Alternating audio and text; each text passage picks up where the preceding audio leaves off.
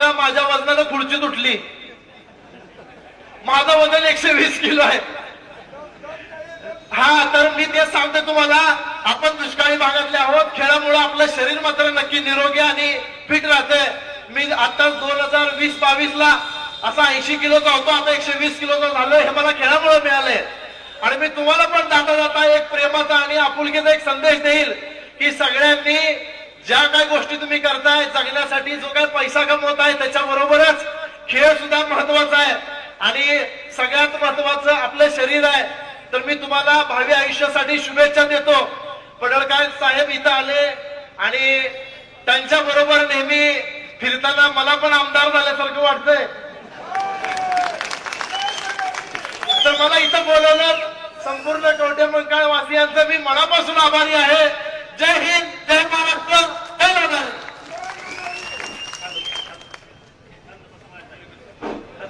Hello, या ठिकाणी Maharashtra foundation Pune यांच्या वतीने महाराष्ट्र योद्धा पुरस्कार प्राप्त राजाराम पाटील सर, गोपीचंद पडळकर साहेबांना मी विनंती करतो त्यांचा सत्कार करावा.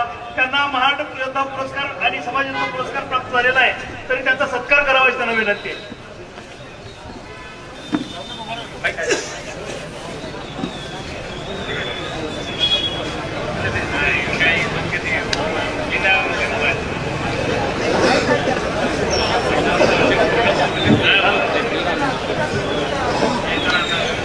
आणि खरं तर एक आठवण करून देतो, गोपीचंद साहेब लिंगायत समाजाच्या महात्मा बसवेश्वरांचा अभ्यास करण्यासाठी आपण महाराष्ट्र जनतेला मुख्यमंत्र्यांना पत्र दिलं.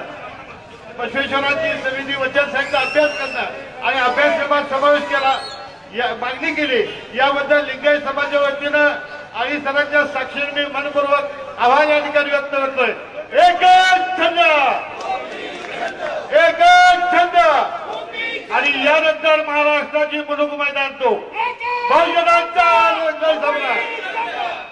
आमदार गोपीचंद पडळकर साहेब. हिंदवी स्वराज्याचे संस्थापक छत्रपती शिवाजी महाराज, महात्मा ज्योतिराव फुले, सावित्रीबाई फुले, पुण्यश्लोक अहिल्यादेवी होळकर, महात्मा बसवेश्वर, नरवीर राजे उमाजी नाईक, बहिर्जी नाईक, अण्णाभाऊ साठे आणि ज्या महामानवामुळं मी आज तुमच्या समोर बोलायला उभा आहे ते विश्वरत्न डॉक्टर बाबासाहेब आंबेडकर. या सर्व महापुरुषांना मी सर्वप्रथम विनम्र अभिवादन करतो. कवठेमंकाळ ही पुण्यभूमी आहे, कारण कर्नाटक, आंध्र, महाराष्ट्र, गोवा या तिन्ही राज्यातील करोडो लोकांचं आराध्य दैवत श्री बिरोबा हे आरेवाडीमध्ये आहेत.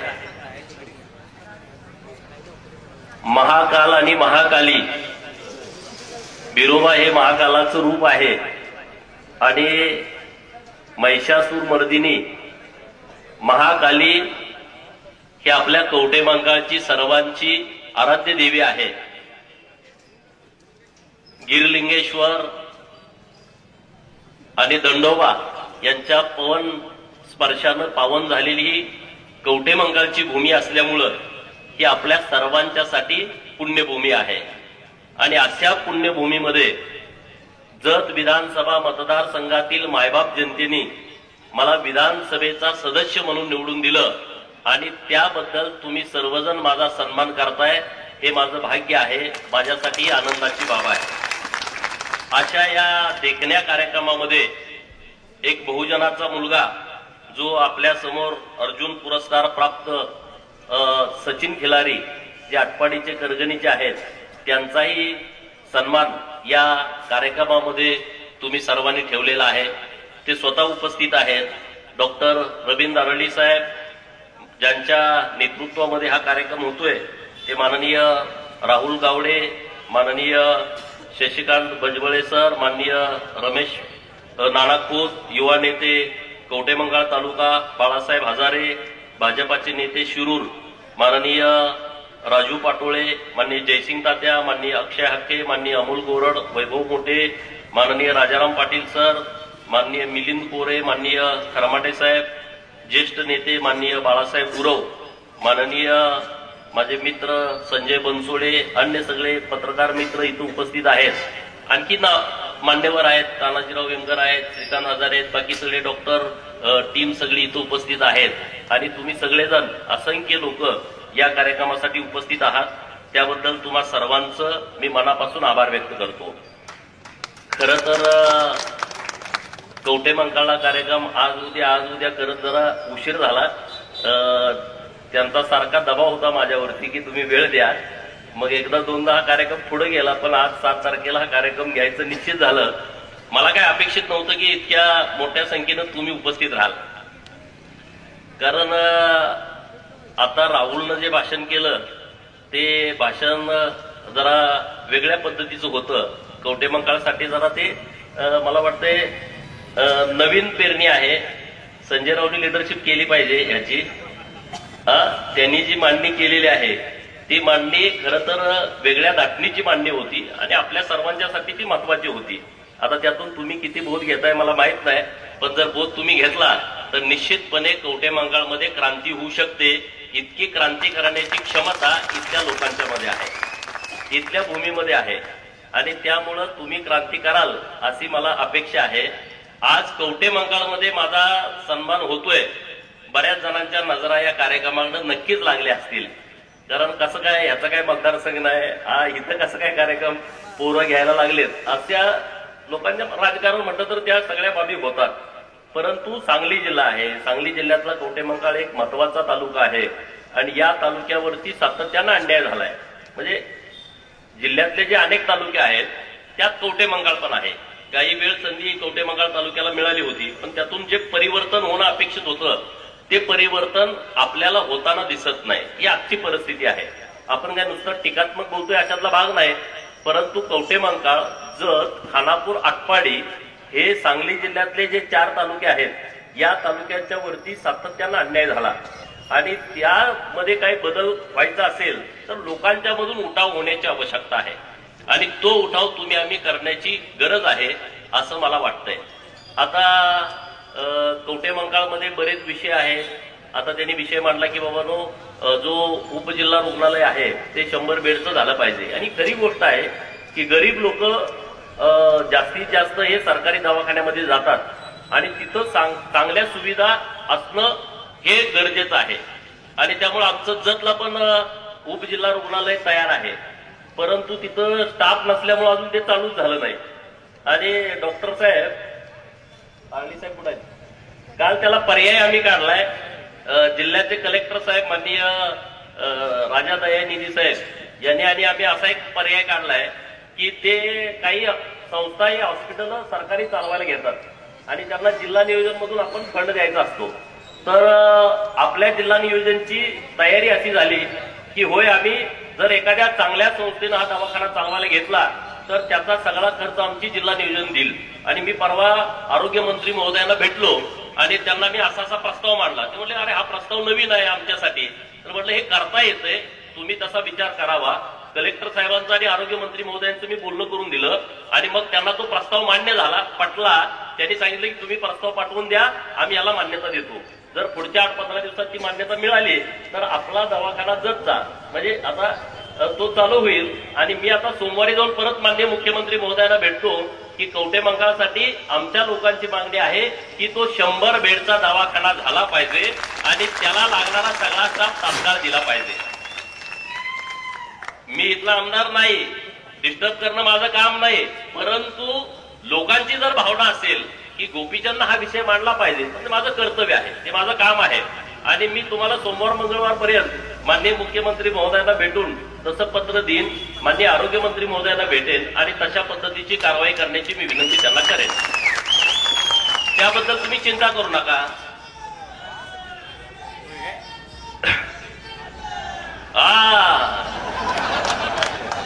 तुम्ही आहे म्हणून तर मी आहे, नाहीतर माझं खूप अवघड आहे. लोक म्हणतात गोपीचंदची जिरली पाहिजे, पण अशी माणसं जिरू देत नाहीत. त्यामुळं जे म्हणतायत गोपीचंदची जिरवा, त्यांची अनेक वेळा जिरलेली तुम्ही बघितली आणि पुढं कायम जिरेल.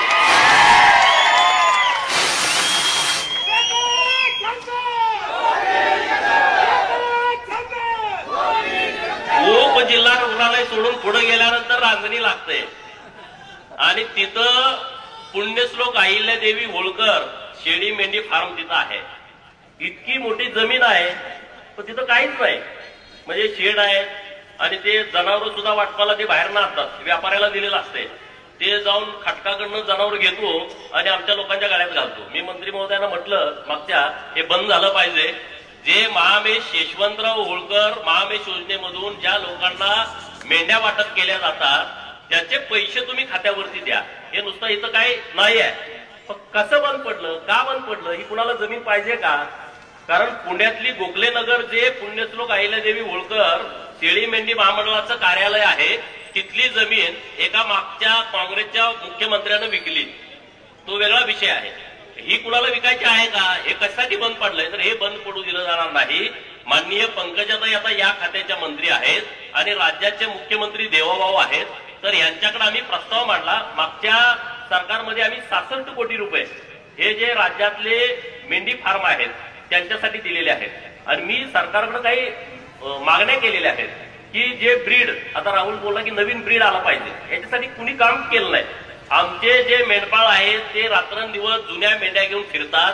आता माडगाळ नावाची जी जात मेंढ्यांची आलेली आहे त्याच्यामुळे जरा मोठ्या प्रमाणात फायदा होताना दिसतोय. अन्यथा आमचे जे जुने मेंढपाळ आहेत ते त्यांच्या जुन्या मेंढ्यांचं ब्रीड घेऊन 5,000, 7,000, 10,000 पर्यंत मेंढ्या कुकरी विकली जातात. त्यानं लोकांना फायदा होत नाही. आणि म्हणून मी स्वतः या सगळ्या विषयामध्ये लक्ष घातलेलं आहे. आणि आता चांगले ब्रीड बकरे असतील किंवा बोकडं असतील हे लोकांना कसे पुरवता येतील अशा पद्धतीचा सरकारच्या माध्यमातून आपला प्रयत्न सुरू आहे. मेंढपाळ जे रानामध्ये आपण म्हणतो कोकणात जातात आणि कोकणातली लोक पाऊस पडल्यानंतर आपल्या इकडे येतात, तर त्यांच्याकडे घोडी आहे आणि ते घोड्यावरती सगळं साहित्य ते लादतात आणि रोज 35 किलोमीटर एक मेंढपाळ चालतो. किती? एक मेंढपाळ सकाळी मेंढ्या सोडल्यानंतर संध्याकाळी मेंढ्या वाड्यात घालेपर्यंत तो 35 किलोमीटर चालतो. आणि त्या घोड्यावरती सगळं साहित्य, त्याचं सगळं खाटला असते, त्याच्यावरती सगळं पाल उभा करायचं, सगळी ताडपत्री असते, कोकरी असतात, कुत्री असतात, कोंबडी असतात, त्यांचं धान्य असतं, आतरून बांगू सगळं असतं. तर मी सरकारनं विनंती अशी केली की आता हे किती दिवस चालणार? तुम्ही आम्हाला 50 HP चा ट्रॅक्टर हा तुम्ही आम्हाला द्या, त्याचं 75% सबसिडी सरकारनं द्यावी, 15% बँकेचं कर्ज असेल आणि 10% आमचा लाभार्थी भरेल. तर तत्वतः सरकारनं या योजनेला मान्यता दिलेली आहे की 50 HP चा ट्रॅक्टर पहिल्यांदा काही लोकांना द्यायचा आणि त्याचा रिझल्ट कसा येतोय त्या पद्धतीनं पुढे ते वाढवत राहायचं. आणि हा ट्रॅक्टर दिल्याच्या नंतर त्याच्यावरती सोलर पॅनेल पण लावायचं की जेणेकरून वाड्यावरती संध्याकाळी त्यांना पूर्णपणे सोलरच्या माध्यमातून लाईट पण मिळेल. अशा पद्धतीची एक योजना आपण सरकारच्या माध्यमातून करतोय. असे नवीन नवीन प्रयोग विधान परिषदेचा सदस्य तुमच्यामुळे झाल्याच्या नंतर असे अनेक विषय आपल्याला सरकारच्या माध्यमातून करता आलेले आहेत. भटका विमुक्त समाज मोठ्या प्रमाणात या राज्यामध्ये जवळपास 51 जमाती भटक्या विमुक्तामध्ये आहेत आणि 346 टोटल जमाती आहेत त्या ओबीसी मध्ये आहेत. तर त्यांचे अनेक विषय आहेत, अनेक प्रश्न आहेत.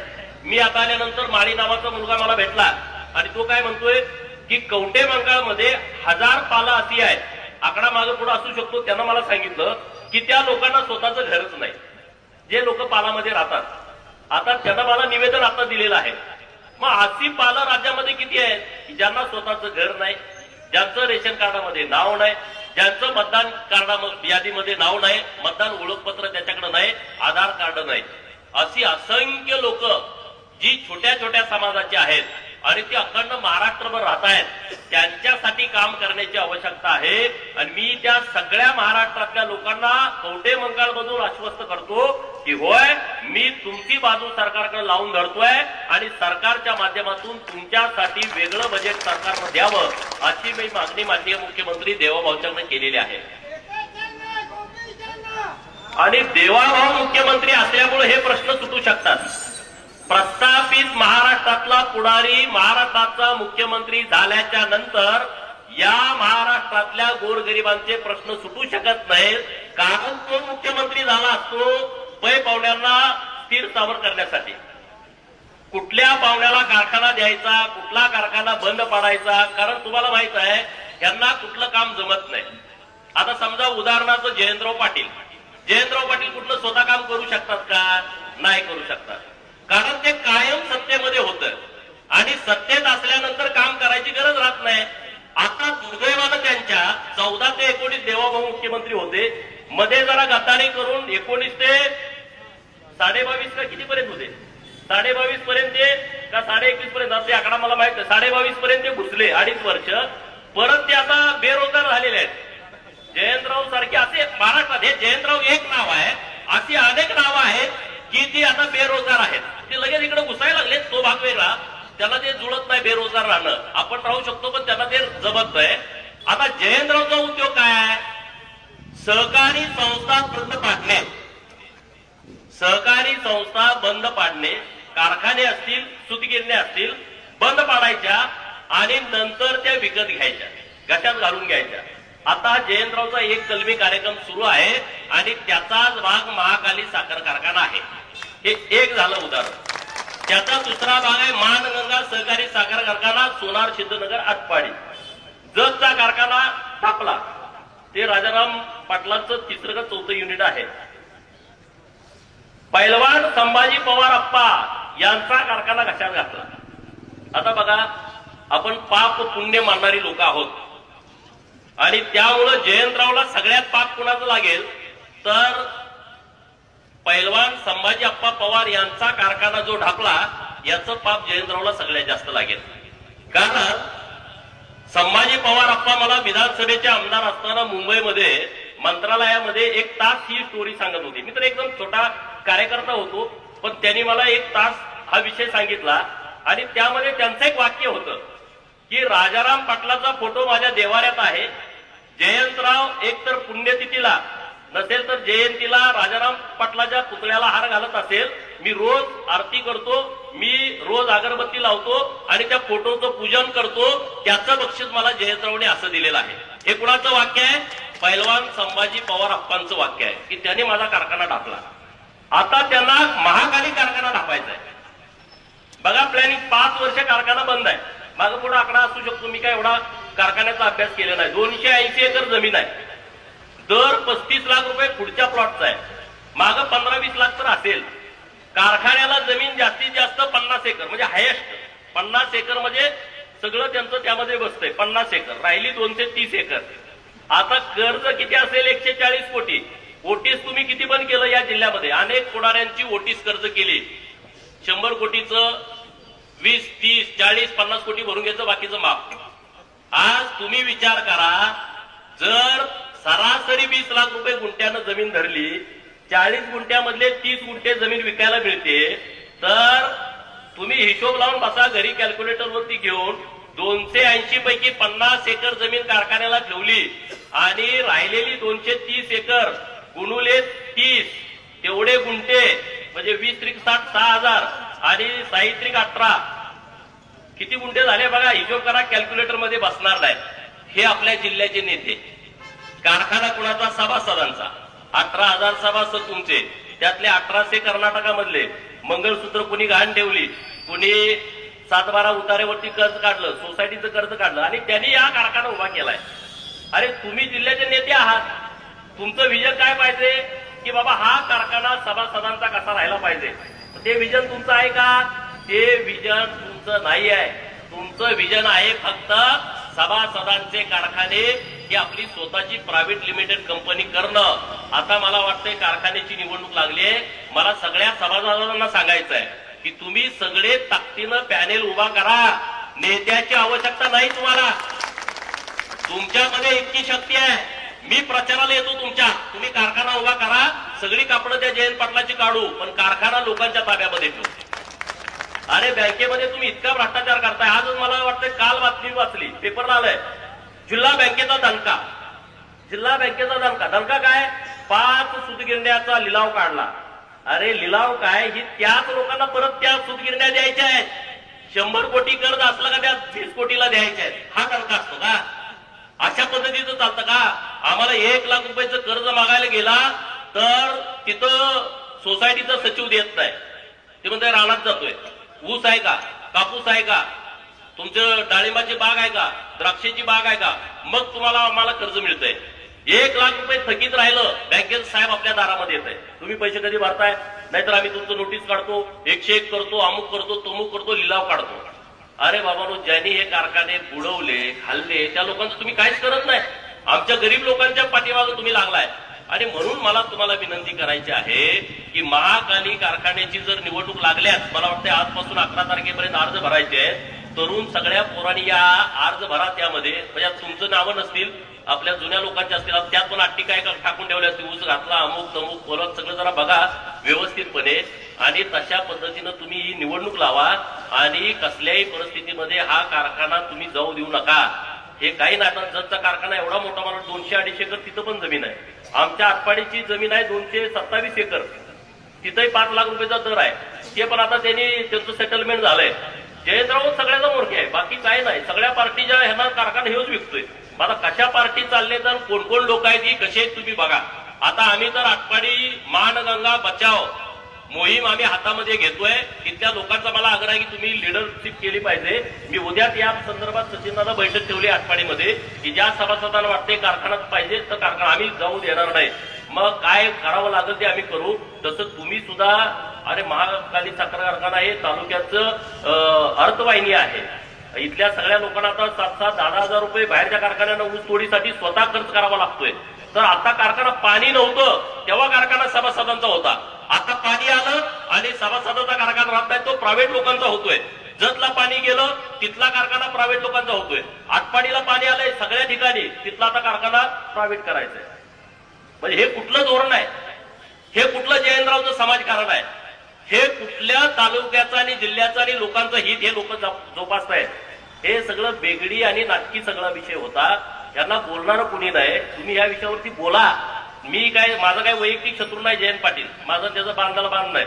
परंतु तुम्ही जी भूमिका जिल्ह्याच्या बाबतीमध्ये घेताय, का नाही कवठेमंकाळला एखादा मोठा कारखाना आला? का कवठेमंकाळमधल्या तरुणांच्या हाताला काम इथल्या इथं मिळत नाही? आटपाडीमध्ये का नाही एखादी एमआयडीसी आली? तुम्ही एवढे वर्ष सत्तेमध्ये आहे, एवढे वर्ष तुमच्याकडं मंत्रालयामधलं महत्वाची पद तुमच्याकडे होती, जतला का नाही मिळाला? आता मी आमदार होण्यापूर्वी मी प्रयत्न केला तर 1,500 एकरामध्ये एमआयडीसीला मंजुरी सरकारनं दिलेली आहे. आता मी साधा माणूस आहे, छोटा माणूस आहे. मी काय तेव्हा विधानसभेचा आमदार नव्हतो, मी विधान परिषदेचा आमदार होतो आणि माझा तालुका पण जत नव्हता. मी तिथं उभा राहणार याची शाश्वती पण नव्हती. पण मला तिथल्या लोकांच्यासाठी काहीतरी करावं वाटलं म्हणून एका साध्या आमदारानं विधान परिषदेचा प्रयत्न केला. तर 1,500 एकरामधली एमआयडीसी येऊ शकते, तर कवठेमंकाळला का नाही? हा तुम्ही प्रश्न स्वतःला विचारा. सरकारमध्ये राहिलेली माणसं आहेत 15-15 वर्ष, जिल्ह्यामध्ये मोठं नेतृत्व. यांनी ठरवलं तर काही झालं असतं, पण यांना काही करायचं नाही. तुम्हाला गुलाम म्हणून तुम्ही राहायला पाहिजे. ते आल्याच्या नंतर तुम्ही त्यांच्या मागे पुढे पळायला पाहिजे, त्यांचे बॅनर लावले पाहिजेत, फटाकड्या उडवल्या पाहिजेत, त्यांच्याबरोबरचा एक फोटो काढून तुम्ही घरात भिंतीवर नेऊन लावला पाहिजे. माझी आणि जयंतरावची ओळख आहे, ह्याच्या पलीकडं काही नाही. आणि ह्यातून तुम्ही बाहेर पडा, त्याचा काही उपयोग नाही आहे. बहुजन समाजाला तर माझी विनंती आहे, राजकारणाशिवाय तुम्हाला सन्मान मिळू शकणार नाही, अजिबात मिळणार नाही. आज मी एकटा आमदार आहे.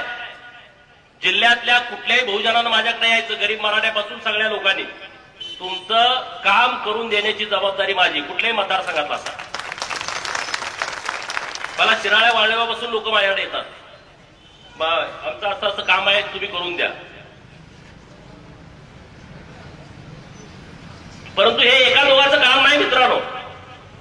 एक गोपीचंद आमदार झाला म्हणून प्रश्न निकाली निघत नाही. असे असंख्य गोपीचंद महाराष्ट्रामध्ये तयार व्हावे लागतील. असंख्य लोकांना लढावं लागेल. तुम्हाला संघर्ष करायची तुमची तयारी असली पाहिजे. पोलीस स्टेशन तुमच्यावर केसेस पडणार, जेलमध्ये तर जावं लागणार. गेलं पाहिजे तुम्ही. ज्याला लढायचं आहे ना, ज्याला काम करायचं आहे, ज्याला बदल करायचा आहे, त्यानं या सगळ्या गोष्टींना सामोरं गेलंच पाहिजे असं माझं मत आहे. आणि तुम्ही त्या बाबतीमध्ये सामाजिक जीवनामध्ये काम करताना तुम्ही सगळ्या विषयामध्ये अशा बाबतीमध्ये पुढे येण्याची आवश्यकता आहे. अरे आपल्या पाठीमाग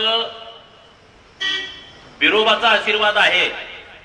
तुम्ही लक्षात घ्या, बिरोबाचा आशीर्वाद आणि डॉक्टर बाबासाहेब आंबेडकरांच्या संविधानाची शक्ती जर तुम्ही आम्ही एकत्रित केली ना, तुम्हाला कोणीच अडवू शकत नाही. इतकी ताकद या दोन्ही विषयामध्ये आहे आणि ते विषय घेऊन आपण पुढे जाण्याची आवश्यकता आहे. तुम्ही जर ते विषय घेऊन पुढे नाही गेला तर काही होणार नाही. त्यामुळे तुम्ही विचार करा या सगळ्या बाबतीमध्ये. कवठेमंकाळ तालुक्यामध्ये आता बऱ्याच ठिकाणी पाणी आलेलं आहे. एखादं दुसऱ्या गावात पाणी नसेल, मला वाटतंय वरच्या टेंबूचं टप्पा क्रमांक 6चं पाणी जे यायचं आहे तेवढीच गावं राहिली, बाकीची सगळी पाणी आता सगळ्या गावात आलेलं आहे. आता मला तुम्ही सांगा, किती निवडणुका झाल्या? 5-5 वर्षामध्ये 5-5 मीटर सुद्धा काम झालं नाही, परंतु निवडणुका त्याच्यावरती झाल्या. एकटा देवाभाऊ 14ला मुख्यमंत्री झाल्याच्या नंतर, संजयराव तुम्हाला मान्य करावं लागेल, नागपूरमध्ये राहणारा माणूस त्यांचं इकडं देणं घेणं नाही. इस्लामपूरवाल्याला जतची काळजी वाटली नाही, सांगलीवाल्यांना जतची काळजी वाटली नाही, तासगाववाल्यांना आटपाडीची काळजी वाटली नाही, परंतु इथून 800 किलोमीटर नागपूरला राहणाऱ्या देवाभाऊंना काळजी वाटली की सांगली जिल्ह्यातल्या प्रत्येक दुष्काळी गावामध्ये पाणी गेलं पाहिजे आणि त्यासाठी हजारो कोटी रुपये त्यांनी उपलब्ध करून दिले. आता तुम्ही विचार करा, देवाभाऊ नुसत्या सांगलीचा विषय नाही, अख्ख्या महाराष्ट्रातला दुष्काळ मिटवण्याची क्षमता त्या नेतृत्वामध्ये. मी काय उगाच त्यांचं कौतुक करत नाही, त्यांच्याकडे ती हिंमत आहे, त्यांच्याकडे ती ताकद आहे. एकट्याच जतला 2000 कोटी रुपये दिले. आणि जयंतराव जलसंपदा खात्याचे मंत्री होते, त्यांनी किती दिले तर तुम्ही सगळे पत्रकार हिशोब काढा, त्या लोकांना द्या ना समोरासमोर.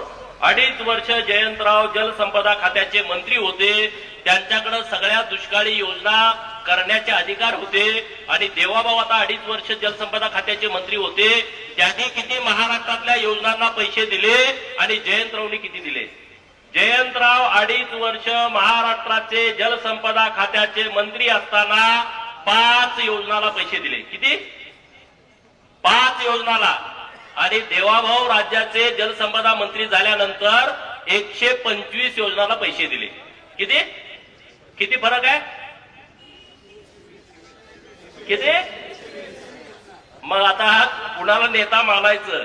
आता तुम्ही तर मानत नाही, पण जे त्यांना कार्यकर्ते जे आहेत ते नेता मानतील, त्यांनी तर आज पहिला बेताडावरचा जयंतरावचा फोटो काढून गुपचूप तर नदीत नेऊन टाकला पाहिजे. गुपचूप जरा तुम्हाला इज्जत जाईल पै पाहुण्यात, लय रुबाब आधी केलेला असतोय, पण काय उपयोग नाही रे. त्यांचं गाव आहे कासेगाव, हे तुम्हाला माहित आहे ना सगळ्यांना. कासेगाव मधलं पोलीस स्टेशन भाड्याच्या इमारतीमध्ये आहे. मी तुमच्या बरोबर बोलत असताना कवठेमंकाळचं तरी आपल्या सरकारच्या स्वतःच्या हातीत आहे, पण जयंतरावच्या गावचं पोलीस स्टेशन हे आता भाड्याच्या इमारतीमध्ये आहे. संजयराव ह्याच्यावरती अग्रलेख लिहा उद्या. इस्लामपूरच्या पोलिसांना अजून स्वतःला राहायचं हक्काचं निवासस्थान नाही आहे. ह्या लोकांनी आपल्या जिल्ह्याचं 20-20 वर्ष राजकारण केलं, हे सगळ्यात मोठं दुर्दैव आहे. ह्याचं मला सगळ्यात वाईट वाटतंय की ज्यांच्याकडे विजन नाही, जे काम करू शकत नाहीत. आता आम्ही जतसाठी आटपाडीसाठी कार्डियाक अँब्युलन्स मागं मी लावून धरला होता विषय. डॉक्टर साहेब, कार्डियाक अँब्युलन्स तुम्ही बघितलं एकाला 50,000 रुपये भाडं घेतात इथून पुण्याला जायचं म्हटलं तर. सर्वसामान्य लोकांची ती कपॅसिटी नाही आहे. आता आटपाडीची अँब्युलन्स आली आहे आणि पुढच्या महिन्यात जतची येईल गरिबांसाठी. अरे तुमच्याकडे सगळे आहेत ना, 800 कोटी रुपये जिल्हा नियोजन मध्ये पैसे आहेत. आपल्या नुसत्या जिल्ह्याचं बजेट 800-900 कोटी रुपयाचं आहे. कुणाला दिलं तुम्ही? किती नंदेवाल्यांच्या वस्तीवरती तुम्ही रस्ते केले? किती लोणारी समाजाला तुम्ही निधी दिला जिल्हा नियोजन मधून? गरीब लोक जे आहेत वाड्या वस्त्यावरती राहतात, अरे त्यांचा लोकप्रतिनिधी नाही, पण लोकप्रतिनिधीचं काम आहे समान वाटप झालं पाहिजे. ज्या लोकांना आमदाराकडे जाता येत नाही त्या लोकांच्याकडे आपण गेलं पाहिजे. आणि म्हणून मी जतच्या लोकांनी मला निवडून दिलंय. मी पहिल्यांदा सांगितलं माझ्या सगळ्या सहकार्यांना की ज्या लोकांना कधीच राजकीय पद मिळालं नाही त्या लोकांना पहिल्यांदा आपण पद देऊ, आपण मागच्या लाईनीमध्ये बसू आणि त्यांना पुढच्या लाईनीमध्ये बसवू. हे धोरण आम्ही आता जतमध्ये राबवतोय. जे आमच्या अधिकारात असेल तेवढं. आमच्याकडे काही मोठे अधिकार नाहीत, पण जे अधिकार आमच्याकडे आहेत आमदार म्हणून ते आम्ही डॉक्टर साहेब आम्ही ठरवून सगळ्या लोकांना न्याय देतोय, तशी भूमिका आम्ही घेतली आहे. या जिल्ह्यामध्ये वसंत दादा पाटील आणि राजाराम पाटील 2 गट, आता पण येतं पेपरला छापून 2 गट. अरे कशासाठी गट, कसले गट? मी जबाबदारीनं बोलतोय. वसंत दादांच्या पासून जयंतराव पाटलांच्या पर्यंत जेवढे नेते या जिल्ह्यामध्ये झाले त्यांच्या 100 पट काम हे एकट्या नागनाथ अण्णा नायकोडींनी केलंय. हे मान्य करायला पाहिजे सगळ्यांनी. नागनाथ अण्णा नायकोडींनी ते आपल्याकडे मतं मागायला आले नाहीत, ते निवडणुकीला उभे राहिले नाहीत, पण त्यांच्यामुळं कृष्णेचं पाणी हे जतला मिळू शकतं, कृष्णेचं पाणी हे कवटेमंकाळला मिळू शकतं, हे आटपाडीला, हे खानापूरला, हे सांगोल्याला, हे मंगळवेड्याला, हे तिकडं फलटणला, मानला, खटावला, अलीकडच्या दुष्काळी भागाला हे कृष्णेचं पाणी मिळू शकतं. ही संकल्पना पहिल्यांदा नागनाथ अण्णा नायकोडींनी मांडली. राजाराम पाटलाचे 4-4 ठिकाणी पुतळे बसले, पण नागनाथ अण्णाचा बसू शकला नाही. का हो? एखाद्या गार्डनला नाव नाही, एखाद्या इमारतीला नाव नाही. माझी मागणी आहे सरकारकडे की टेंबू योजनेला नागनाथ अण्णा नायकोडींचं नाव दिलंच पाहिजे. आणि त्यांचा तालुका इस्लामपूर आहे, त्या इस्लामपूर मधल्या एखाद्या चांगल्या स्मारकाला, स्मारक बांधायचं राहू द्या, पण एखाद्या चांगल्या इमारतीला, एखाद्या मोठ्या गार्डनला नागनाथ अण्णांचं नाव द्या ना, की ज्या माणसानं निस्वार्थपणे आमच्यासाठी, लाखो लोकांच्यासाठी, ज्यांनी स्वतःचा पैसा खर्च करून, कारखान्याचा पैसा खर्च करून आम्हा लोकांना जागृत केलं, आम्हा लोकांना लढायला उभा केलं. आटपाडीला पाणी परिषद घेतली 13 दुष्काळी तालुक्यांची, आणि मग लोकांच्या मध्ये एक चळवळ तयार झाली, आणि मग 95 नंतर या योजनांचा सगळ्या विषय पुढे आला. आणि मनोहर जोशी साहेब, गोपीनाथरावजी मुंडे साहेब तेव्हा मुख्यमंत्री उपमुख्यमंत्री होते, आणि त्यांनी या योजनांचा शुभारंभ केला. पण त्याची सुरुवात 92 साली ही नागनाथ अण्णा नायकोडी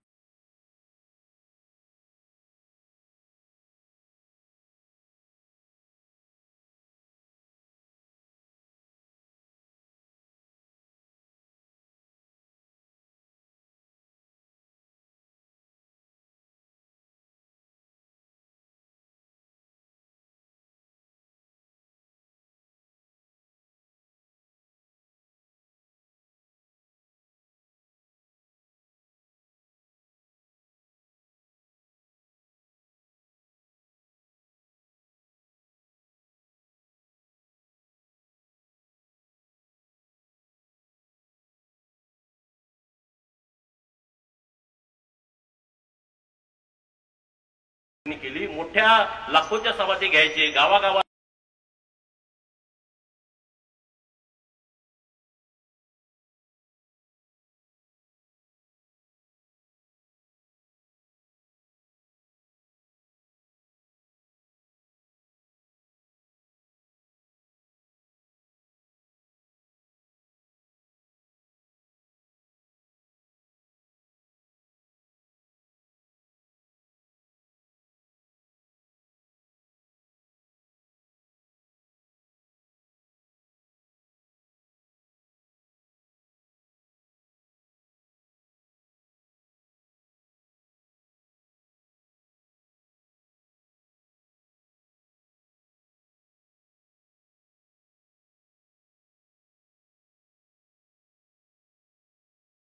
असेल तर त्या कुटुंबाची काय अवस्था झाली असेल, हे कशामुळं, हे कशासाठी, या सगळ्या विषयामध्ये आपण जाण्याची आवश्यकता आहे.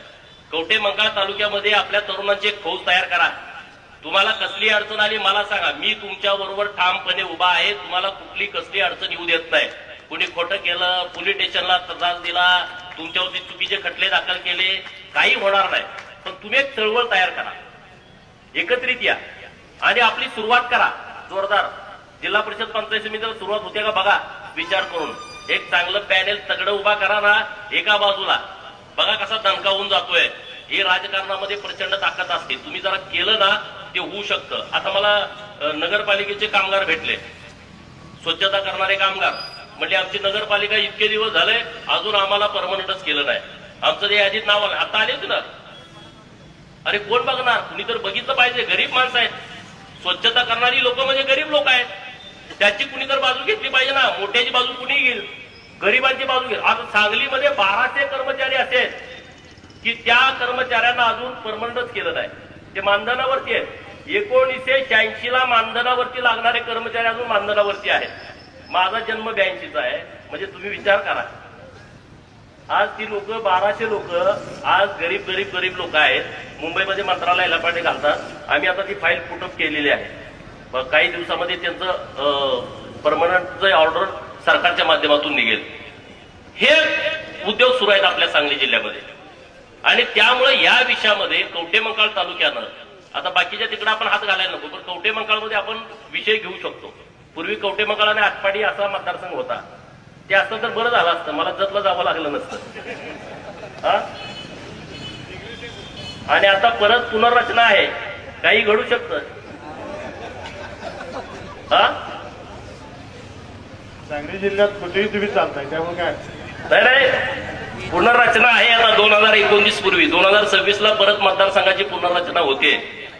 त्यामुळं कवठेमंकाळ आता काही लोक बोलतात की आता मतदारसंघ पण वाढणार आहे. त्यामुळं कवठेमंकाळ स्वतःच एक विधानसभा क्षेत्र होऊ शकतं. त्यामध्ये ते खरी खोटी माहिती नाही, पण 2 लोकसभा होणार किंवा विधानसभेचे मतदारसंघ छोटे छोटे होणार असं एक लोकांच्या मध्ये चर्चा आहे. मंत्रालयात पण चर्चा आहे, लोकांच्या पण अधिकृत नाही. उद्या मनात गोपीचंद पडळकरनी अशी घोषणा केली, असा काही विषय नाही.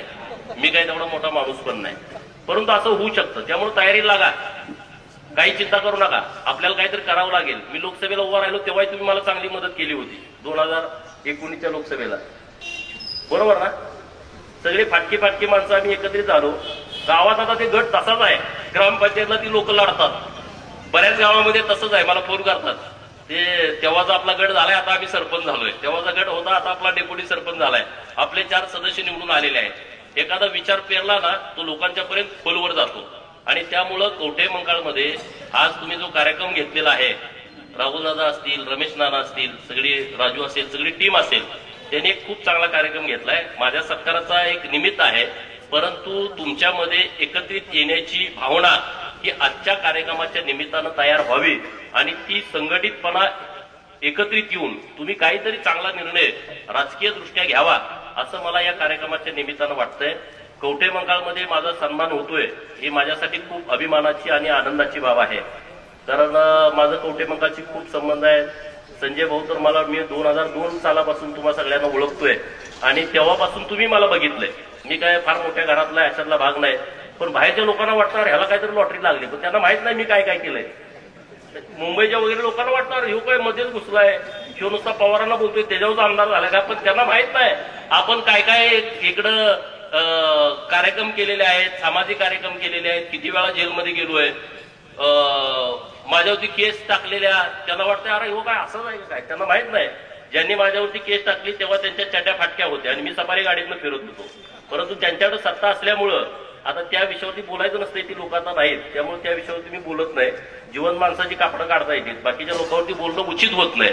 परंतु जतकरांनी माझा खूप सन्मान केला.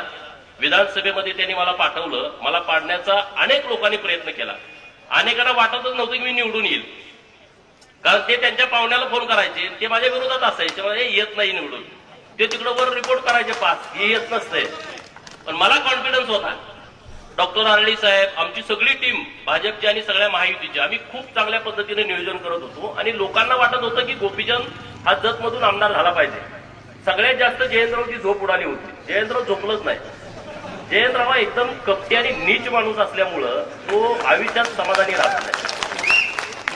अहो मी जेव्हा विधान परिषदेचा आमदार झालो, माणूस एखादा हलकट आणि नीच कसा असू शकतो, लोक म्हणजे गोपीचंद काही बोलतो. आता तुम्ही सांगा, मी विधान परिषदेचा आमदार झालो, माझ्या बरोबर सगळेच आमदार, उद्धव ठाकरे साहेब असतील, आपल्या नीलम गोरेताई असतील, शशिकांत शिंदे हे राष्ट्रवादीतून तेव्हा आमदार झाले, अमोल मिटकरी हे राष्ट्रवादीतून आमदार झाले, अन्य असतील 9 जण आम्ही होतो.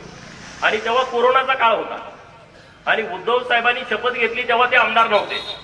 आणि आमदार झाल्यानंतर 6 महिन्याच्या आतमध्ये शपथ घेतल्यानंतर 6 महिन्याच्या आत आमदार व्हावं लागतंय. मग त्यांनी विनंती केली मोदी साहेबांना, कोरोनाचा काळ होता, सगळं लॉकडाऊन होतं, कोण कोणाला भेटत नव्हतं, बोलत नव्हतं. त्यांनी विनंती केली की आता माझं 6 महिने वेळ संपती आहे आणि जर मी आमदार नाही झालो तर सरकार पडतंय. मोदी साहेब मोठ्या मनाचा माणूस, त्यांनी मान्यता दिली. आता आपल्याला वाटत पडलंच पाहिजे, असंच झालंय म्हटल्यावरती आपल्याला वाटतं ना कार्यकर्ता म्हणून हे कशाला व्हायचं. पण त्यांनी विनंती मान्य केली आणि त्यांनी निवडणूक लावली. निवडणूक पूर्ण बिनविरोध, सगळ्यांचं ठरलं की निवडणूक बिनविरोध. आता आम्हाला निरोप आले, आम्ही गेलो तिकडं, अर्ज वगैरे सगळं भरणं झालं. गुप्त होतं ते, कुणालाच माहित नव्हतं कुणाचा अर्ज भरणार काय, टीव्हीवरती वेगळीच नावं होती. आणि जेव्हा छाननी होती तेव्हा प्रदेश कार्यालयामध्ये मी बसलो होतो. सगळे उमेदवार आम्ही सगळे प्रदेश कार्यालयामध्ये होतो. आम्ही काय तिकडे जायचा विषय नाही, पार्टीचे वकील होते. आणि माझा फोन सायलेंट. देवाभाऊंचे 4-5 मिस कॉल, चंद्रकांत दादांचे 4-5 मिस कॉल. परत मी मोबाईल घेतला तर एवढे मिस कॉल पडले. मी फोन लावला, अरे तू कुठं आहे? मी म्हटलं प्रदेश कार्यालयामध्ये आहे. अरे ताबडतोब जा म्हटले, तिथं तुझ्यावरती आक्षेप घेतलाय. म्हटलं माझ्यावर आक्षेप घेण्यासारखं काहीच नाही, आपल्याकडे काही प्रॉपर्टी नाही, इन्कम टॅक्स नाही, काही मानगड नाही.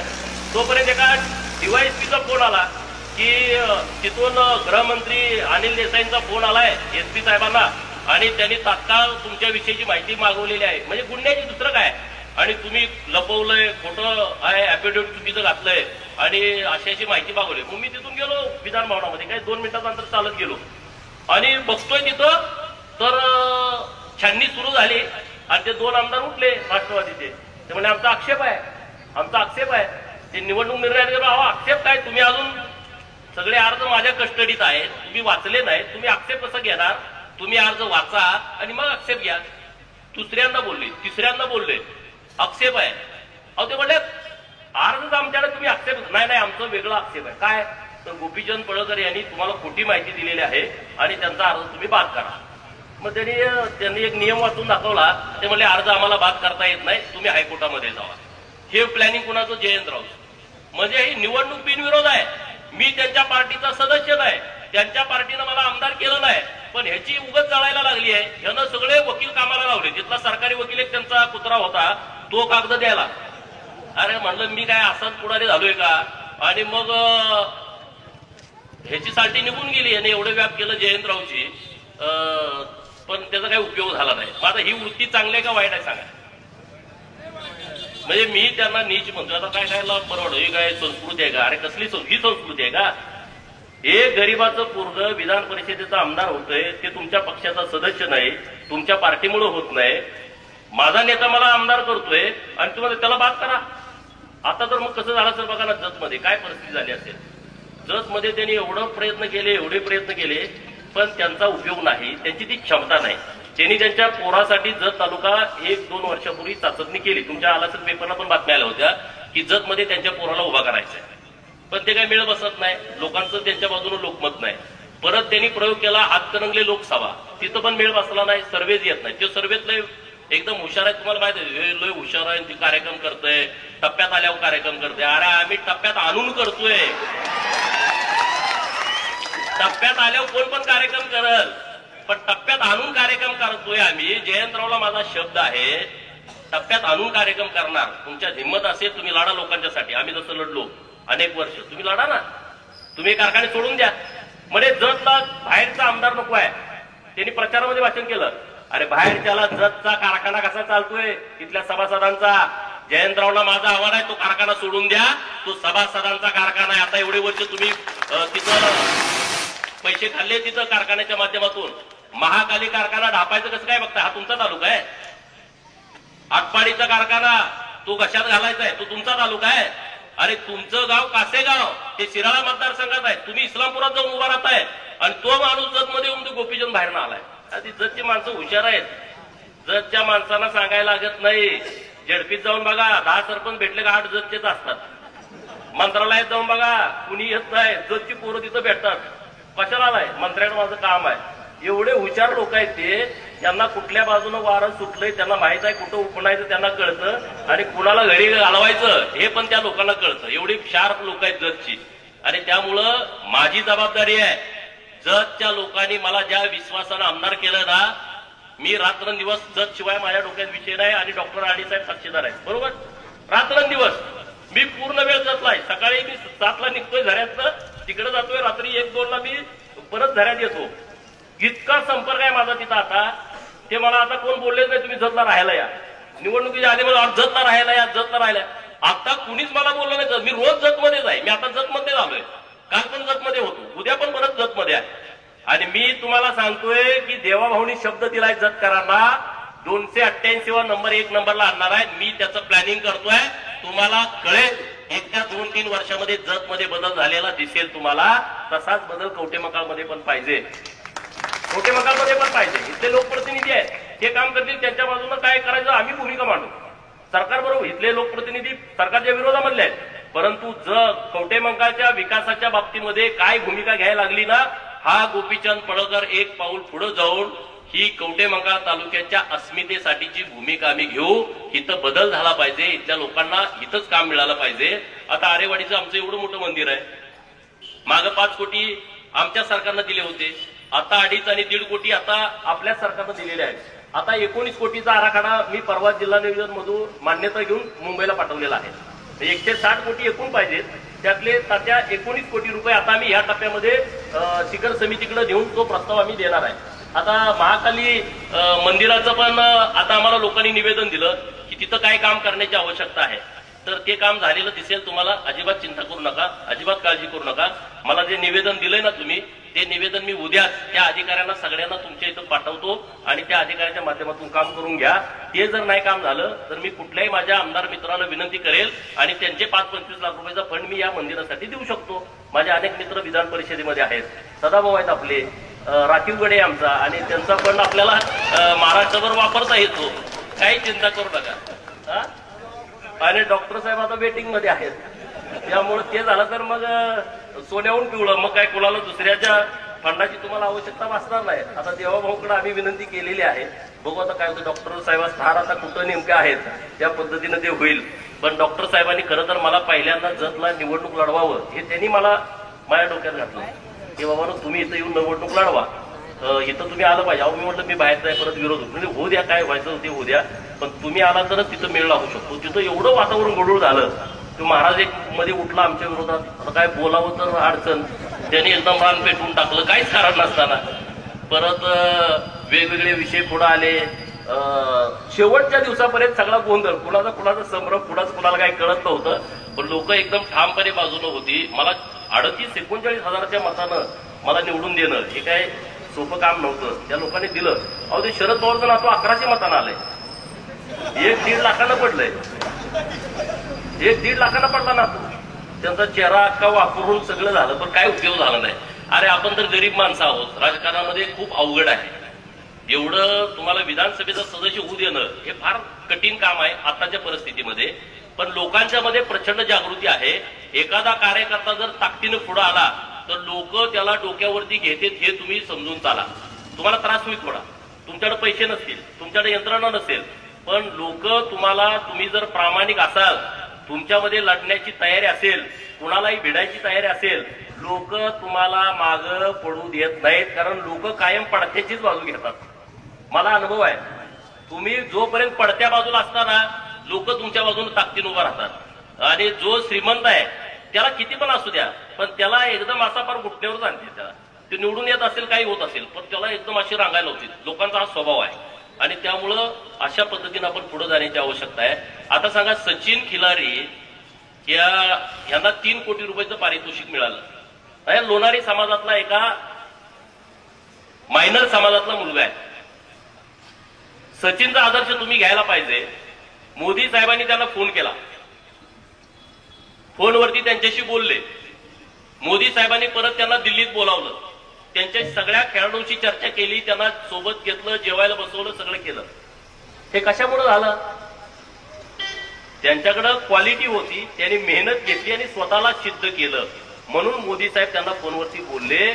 महाराष्ट्रातल्या कुठल्या भाजपच्या नेत्याला मोदी साहेब फोनवरती बोलले सांगा, देवाभाऊ सोडून? चंद्रकांत दादाशी बोलले असतील, बावनकुळे साहेबांशी बोलले असतील, एखादे 2-4 आणखी नेते असतील, बोललेत का? नाहीत बोलले. आणि म्हणून तुम्ही असं तर एकतर सिद्ध करा, एक तर आमदार व्हा, नसेल तर सचिन खिलारी व्हा. 2 पर्याय तुमच्याकडे आहेत. कुठला पर्याय निवडायचा बघा. दोन्हीत पण मेहनत आहे. माझ्या विषयामध्ये तुम्हाला तुमच्या हातात काय नाही, हे सगळं लोकांच्या हातामध्ये आहे. पण सचिनच्या विषयामध्ये तुमच्या हातात आहे. तुम्ही काय करायचे ठरवा. तहसीलदार व्हा, प्रांत व्हा, कलेक्टर व्हा, हे तुमच्या हातात आहे. तुम्हाला काय कुणाला मत मागायला जायला लागत नाही. तुम्ही स्वतः मेहनत घ्यायची आहे. पण विधानसभेचा सदस्य व्हायचं म्हटलं, मैताला गेला पाहिजे, लग्नाला गेला पाहिजे, वाढदिवसाला गेला पाहिजे. जर मुंबईत मिटिंग आहे, इकडं लग्न आहे, तर जायचं कुणाकडं? मुंबईत पण जाणं महत्वाचं आहे, तुम्हाला मतदारसंघात पण जाणं महत्वाचं आहे. प्रचंड अडचण आहे. कारण लोकप्रतिनिधीच्या बाबतीमध्ये लोकांना वाटतंय तसं नाही, अरे यांचं लय बरं चाललंय, तशी परिस्थिती नाही. तसं तुम्ही समजू नका.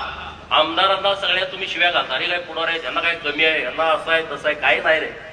मुंबईमध्ये तुम्ही आला ना मंत्रालयाच्या पुढं, आमदाराच्या खिशाला बिल्ला नसला तर तुम्हाला आमदार थटून गेला तरी कळत नाही हो आमदार आहे म्हणून. फुटपाथवरती सगळे आम्ही फिरत असतोय, त्यातल्या काही लोकांना लोक ओळखतात. त्यातला भाग्यवान गोपीचंद पडळकर आहे की मला लोक ओळखतात. काय ओळखतात? अरे गरीब आमदार आहेत. अनेक आमदार, त्यांच्याकडे कारखाना नाही, त्यांच्याकडे सुतगिरणी नाही, त्यांच्याकडे बँक नाही, पण ते लोकांची कामं करून तिथं आलेले आहेत. अनेक असे प्रस्थापित आहेत. तो विषय वेगळा. त्याचा आजोबा होता, त्याचा बाप होता, त्याचा चुलता होता, तो पण आहे. पोराची व्यवस्था बघतोय 25 वर्ष कधी होते. आमदाराचा पोरगा आमदार होणं सोपं आहे, पण नवीन कुटुंबातला पोरगा आमदार होणं हे फार अवघड आहे. त्याला आधीच बदनाम करून टाकते. तो नालायक आहे, तो असा आहे, तो गुंड आहे. मला गुंड म्हणून त्याने आधी पब्लिश केला. गोपीचंद पडळकर गुंड आहे. तुम्हाला वाटतंय का? रमेश नाना वाटतंय का मी गुंड आहे? नाही वाटत. पण मी जतचा आमदार झालो, सन्मान काय असतोय. अमोल मिटकरी आमदार साहेब मला भेटले. तुम्हाला माहिती आहे माझं त्याचं एकदम सारखं फायटिंग व्हायची. पण विधानसभेमध्ये मी गेलो, अधिवेशन होतं आणि मी असं चाललो होतो, त्यांनी माझ्या हाताला धरलं. हो पडळकर साहेब, बोला की म्हटलं काय झालं? व्हायला मांडलं म्हटलं तुम्हाला, तुम्ही दुसऱ्या मतदारसंघात जाऊन आमदार झाला. अमोल मिटकरी आमदार साहेबांनी माझं अभिनंदन करणं हा जतकरांनी दिलेला मला सन्मान आहे. हा जतकरांचा सुद्धा सन्मान आहे. त्यांना माहित आहे ना आमदार होणं एवढं सोपं नाही. त्यांनाही कुणी तर माझ्याविषयी चुकीचं फिडिंग केली, असंच आहे आपला बोलून बोलून आमदार झालाय. परंतु तिथल्या लोकांनी मला आमदार केलं आणि अमोल मिटकरींनी माझं अभिनंदन करणं मी हा माझा सन्मान समजतो आणि जतच्या तालुक्याच्या लोकांचा पण सन्मान समजतो. जतच्या लोकांनी मला एका उंचीवरती नेलेलं आहे आणि आज कवठेमंकाळच्या लोकांनी जतकरांच्या माध्यमातून मला आमदारकी मिळाली आणि म्हणून तुम्ही माझा सन्मान करताय. माझी जबाबदारी वाढते.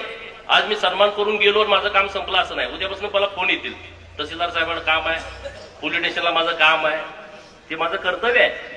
तुम्ही उद्या जरी मला कुठलं काम सांगितले, जबाबदारी सांगितली, तर ते काम करणं माझी जबाबदारी आहे आणि त्यामुळे मी निश्चितपणे तुमच्या सगळ्यांच्या पाठीशी ठामपणे उभं राहील. पण कवठेमंकाळ पूर्णतः बदललं पाहिजे अशी आपल्या सगळ्यांचीच भावना असली पाहिजे.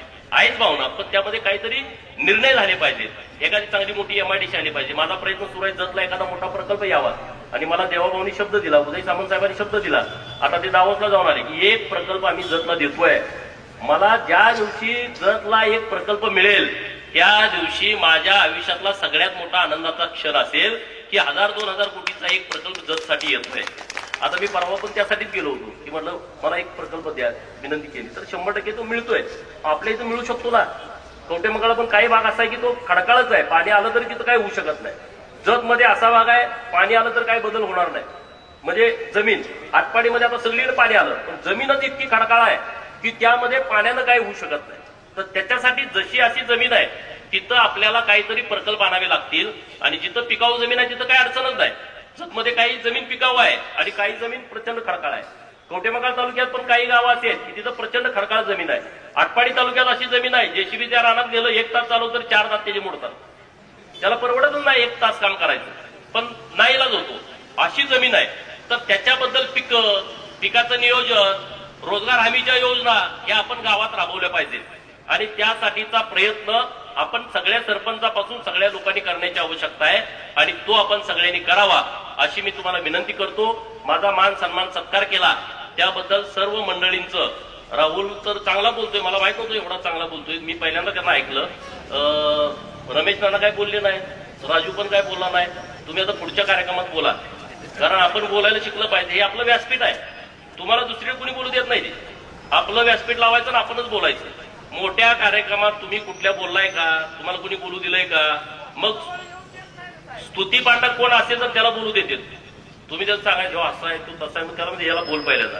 पण तुम्ही जर प्रश्न विचारायला लागला हे येडायमध्ये हे जरा बाद झालंय ह्याला मागं बसवा ह्याला पुढे येऊ देऊ नका. मग आपण जेवढी येडी झालोय तेवढी सगळी एकत्र येऊन आपलंच व्यासपीठ लावायचं आपणच बोलायचं. आपली पुढे लोक टाळ्या वाजवते चुकलं तर आपण काय त्याला काही बक्षीस नाही काय नाही. आपण आपली टीम नवीन तयार करण्याची आवश्यकता आहे. लिंगायत आणि धनगरांचं राजकारण व्हावं अशी मी भावना डॉक्टर आरडी साहेबांच्याकडे मांडली. लिंगायत पण खूप मोठा आहे राज्यामध्ये काय नाही.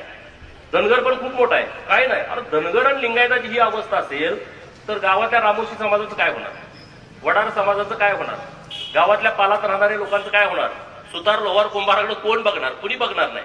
आणि म्हणून धनगर आणि लिंगायताची एक परिषद आम्ही महाराष्ट्रामध्ये घेतोय पुढच्या काही दिवसांमध्ये. आणि त्यामध्ये डॉक्टर साहेबांनी लीड करावं कारण फायनान्शियल स्ट्रॉंग माणूस एकच आमच्याकडे असल्यामुळं स्टेज लावायचं कोण हेतून आमचा प्रश्न असल्यामुळं ते डॉक्टर साहेबांना आम्ही आता पुढे घेतोय की एक मोठी परिषद ही महाराष्ट्रामध्ये होण्याची आवश्यकता आहे. कवठेमंकाळमधल्या सुद्धा लोकांना माझी विनंती आहे की तुम्ही सुद्धा या सगळ्या विषयामध्ये भाग घेण्याची आवश्यकता आहे. तुम्ही परत म्हणाल जातीव कसं बोलतोय त्याशिवाय काहीच नाही. हे सगळं जे सांगणं बिगणं आहे ना फुले शाहू आंबेडकरांचा हा महाराष्ट्र आहे हे टाळ्या वाजवण्यापुरतं इथंपर्यंत ठीक आहे. शरद पवार नेहमी सांगत आले फुले शाहू आंबेडकरांचा हा महाराष्ट्र आहे आणि त्यांनी काम कुणाचं केलंय तुम्हाला माहित आहे. हा कशा पद्धतीने त्यांनी भूमिका घेतली हेही तुम्हाला सगळ्यांना माहित आहे. आता मी त्या विषयावरती बोलत नाही कारण आता मला सूचना आहेत की पवारावरती काय बोलायचं नाही. सगळीच म्हणते तो तेव्हा काय बोलू नका पण मी नाही बोलत. आता काय बोलण्यासारखं काय राहिलंच नाही. हा सगळं लोकांना आम्ही उलगाडून सांगितलंय आता त्यामुळे आम्ही आता त्यांचा आदेश सोडूनच दिलाय. आता त्यामध्ये काय राम आणि रसच राहिलेला नाही. त्यामुळे आता आपल्याला वेगळे विषय घेऊन वेगळा अजेंडा घेऊन आपल्याला पुढे जायचं आहे. या अधिवेशनामध्ये सगळ्या बहुजनांचे विषय सगळ्या गोरगरिबांचे शेतकऱ्यांचे कष्टकऱ्यांचे विषय मी सभागृहामध्ये मांडण्याचा प्रयत्न करणार आहे. अर्थसंकल्पीय अधिवेशन असल्यामुळं तुमचे काही विषय असतील वेगळे तुम्ही सगळ्यांच्याकडे तर ते सुचवा. आपण त्या पद्धतीनं राज्य सरकारकडे आपण भूमिका घेऊ तिथं आपण विषय लावून धरू. परंतु देवाभाऊ मुख्यमंत्री झाल्याच्यामुळं आपल्या सगळ्यांना न्याय मोठ्या प्रमाणात मिळणार आहे.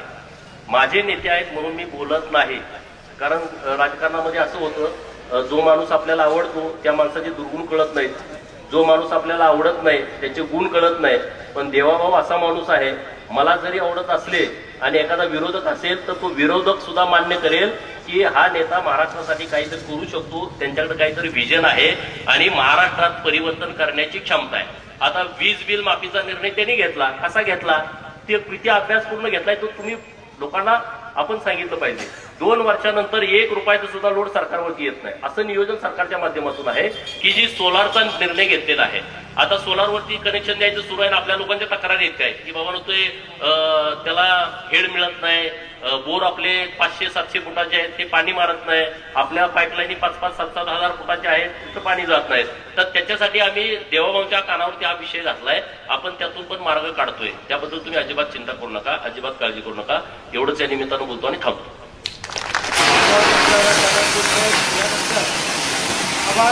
बहुजनांच्या वतीने राहुल गावडे यांच्या नेतृत्वाखाली गोपीचंद पडळकर साहेब यांचा कवठेमंकाळ बहुजन समाजाच्या वतीने सत्कार झालेला आहे आणि तो मोठ्या उत्साहात पार पडला. त्याबद्दल आलेल्या सर्व जनतेचं मनापासून आभार. आणि कृपया करून स्टेजवर व्यवस्थित यावे कारण जास्त लोड होऊ शकतो. आणि साहेबांनी जसं उदाहरणार्थ आपल्याला सांगितलं की प्रस्थापितांनी आपलं रक्त शोषलं होतं उरलं सुरलं रक्त त्यांनी त्यांच्या भाषणातून गरम केलंय आणि संघटनेची भावना इथून अशीच पुढे आपण घेऊन चालू आणि कवठेमंकाळचा विकास त्यांच्या माध्यमातून नक्कीच करू ही आशा आता आपण त्यांच्या रूपाने व्यक्त करत आहोत.